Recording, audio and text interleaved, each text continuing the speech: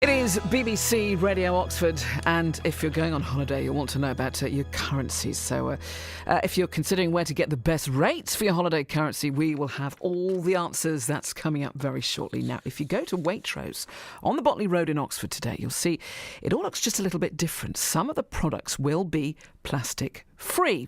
Now, the store is part of a trial aimed at reducing packaging by removing plastic from flowers and plants and offering more loose fruit and vegetables. Customers will also be able to use their own containers to buy and refill produce such as pasta, rice and cereals, which will please a lady that I was behind at the checkout in this particular store the other day, who started unwrapping all the plastic from her produce. Now, Kate Hardcastle is a retail analyst and joins me right now. Kate, good morning. Hello, good morning. I guess this has got to be a great idea, got to be easy for the consumer. It does, because that's how things work. If it's easy, even if it saves money, which they're talking it might actually incur less charge for the consumer, then it tends to start making a difference. But consumers want this. In the main, people have got overflowing recycling bins at home. They don't want this excess packaging, and they're looking for retailers to lead the process in terms of providing less stuff to start with. I think what we've got on its side is that there are successful models all throughout the world where this is just commonplace. It's already happening right now. So it's just a step change that's needed in the UK grocery scene. Well, I think just from the example that I gave, because I was in this store just last week and a lady started unwrapping all the plastic from the produce that she had bought. So, it seems like, this store has been chosen for this trial. It seems like that there's the support. I mean, there is the support here in Oxford for this shopping experience. Yeah, I think it's top to toe across the UK. My job's to look at consumer behaviour and habits all across the world. And what I know about consumers, if you make it easy for them, if you make it advantageous for them, then it gets a lot easier. I think that there will be a novelty factor. Having seen this in practice, people particularly like taking their kids with them and they like dispensing their cereals in their paper packaging or their containers from home. I think as long as the health and safety issues have been cleared up, then that's something that is a concern to consumers. There may be a potential cost saving. But this isn't even new practice for the UK. There used to be a lot of stores where you could scoop out your cereals or your nuts and produce or your pulses every week.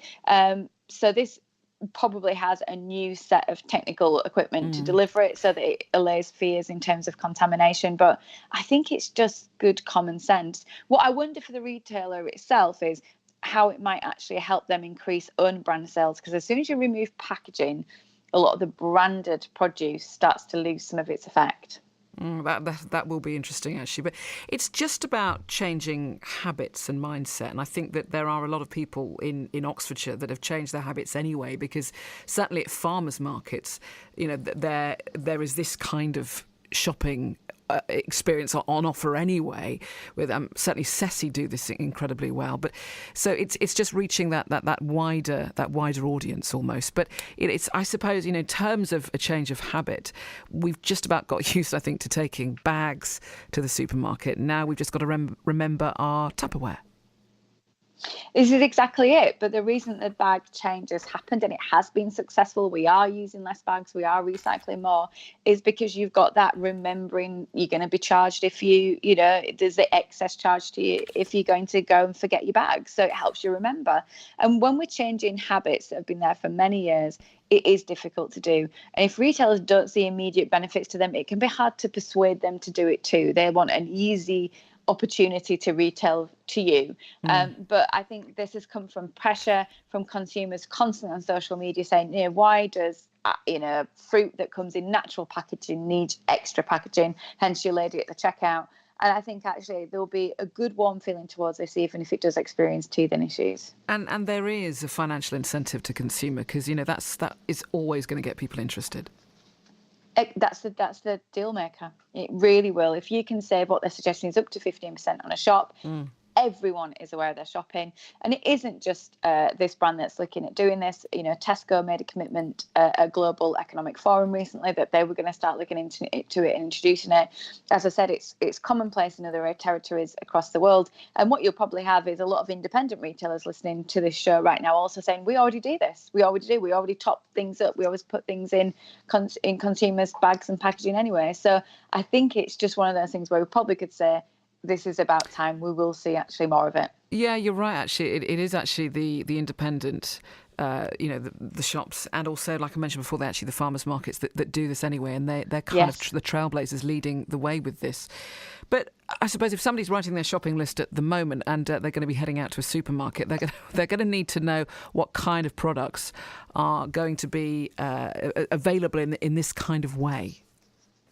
So what is talked about in your trial this morning is pasta, rice and cereals, which makes sense. I've also seen it done with a lot of pulses, etc. Frozen fruit. And so, those people who love their smoothies, etc., they'll be able to top up their detergents, cleaning products. We actually have seen this in the beauty industry, a lot of refillable products in the beauty industry for several years. So that's been successful. So even though supermarkets are in that category particularly, I think they will find more and more products that they can offer this service on. And internationally, like I say, I've even seen the honey pot being taken back in and filled up with local honey, which is just a lovely thing. So it's an easy win, isn't it? It's going to take some cost for the retailers to provide it and install it, but I think consumers will just react well to it generally. And wine as well. Don't miss out the wine, Kate. Wine and beer, of course. I'm so sorry. How can I miss the most? Well, that's top of my shopping list. I don't know what's top of yours. Having your wine decanted in Waitrose today. Yes, absolutely. So, I mean, prediction very sort of quickly. Do you see actually this being the start of something, and this will be rolled out right across the board of all major retailers? Oh, well, in a few decades in retail, what I'll probably say is you're probably going to get some real teething troubles, and you might have a phone in next week where it's all gone disastrously wrong. And then actually we'll learn from that, turn a corner. And actually, I think we will see in 5-10 years time, a lot of this is commonplace. Yeah. Bear with it. I think that's the advice, isn't it? Thank you very much, Kate Hardcastle. Great to have you on. So there we are. If you head down to that particular supermarket, as we mentioned on the Botley Road, you will have a slightly different experience there. It will look just a little bit different.